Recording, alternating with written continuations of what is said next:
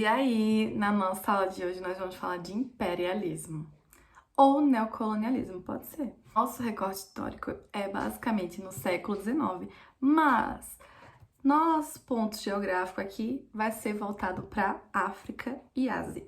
Quando a gente fala de imperialismo ou neocolonialismo, significa que nós estamos mudando a nossa zona de colonização, no caso. Antes, a gente fala de uma colonização no século XVI, que acontece na América. Mas agora a gente está falando de uma colonização que maciçamente se volta para a África e Ásia no século XIX, certo? Então, são modos e locais diferentes de colonização. Por isso o nome neocolonialismo. Bom, é válido a gente apontar que imperialismo é basicamente um processo de dominação de um grupo sobre outro, né? No sentido de eu sou superior e por isso eu acabo podendo lhe dominar.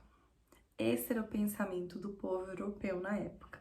Então a gente vai falar, além de uma expansão territorial, comercial e etc., também de uma expansão cultural e basicamente ideológica. Durante esse recorte histórico, a gente está falando basicamente sobre um processo de pós-revolução industrial, certo? Porque essa neocolonização ela acontece na segunda metade do 19 e por acaso é resultado também dessa busca por mercado consumidor, matéria-prima e outros, já que a gente passou pela revolução industrial que aconteceu na segunda metade do 18. As coisas acontecem em cadeia, sabe? A história ela tá sempre conectada de alguma forma. É muito importante apontar que nesse contexto o contato com o europeu já existia, tanto em África quanto em Ásia. A relação comercial já existia, mas o processo de consolidação de uma dominação maciça é justamente nesse 19.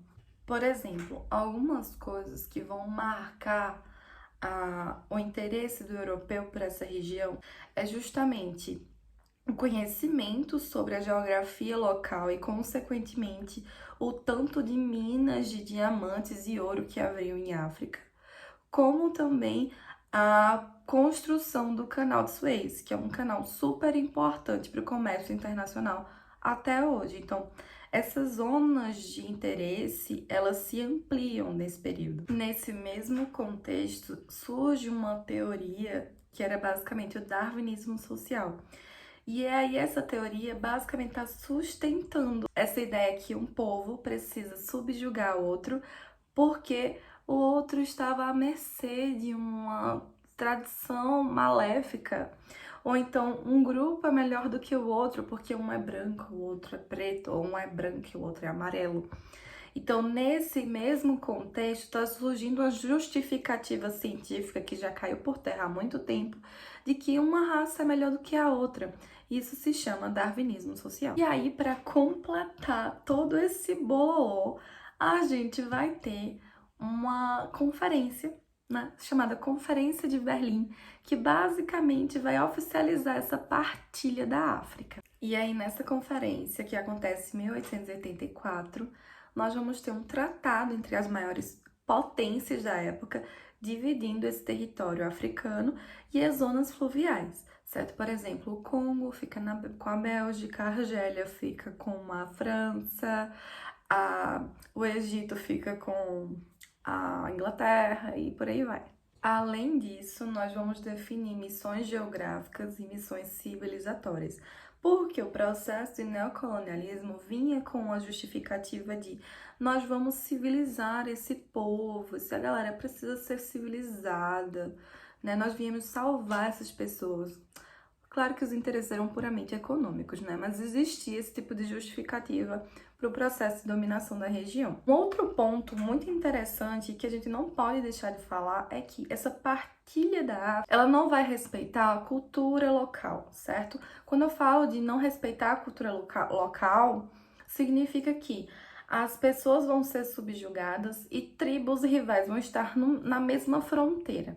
E aí isso vai causar vários problemas internos em África, né? Até hoje a gente tem, em certo ponto, resultado disso nos conflitos que existem no continente africano até hoje. Um outro ponto importante é apontar que essa partilha da África entre países europeus, ela não vai ser linear, então ela não vai ser igual, digamos assim. Vão ter países que vão ter mais zonas de colonização do que outros, isso vai causar um certo estranhamento entre eles. Tanto é que um dos principais motivos da Primeira Guerra Mundial é justamente o imperialismo, a disputa entre potências europeias por zonas de comando, por zonas de interesse, né? Tanto é que dizem que a Primeira Guerra Mundial é uma guerra de poder, uma guerra por poder e pelo poder. Então é isso, gente. Aguardem nossa próxima aula. Espero que tenham gostado. Beijo, beijo.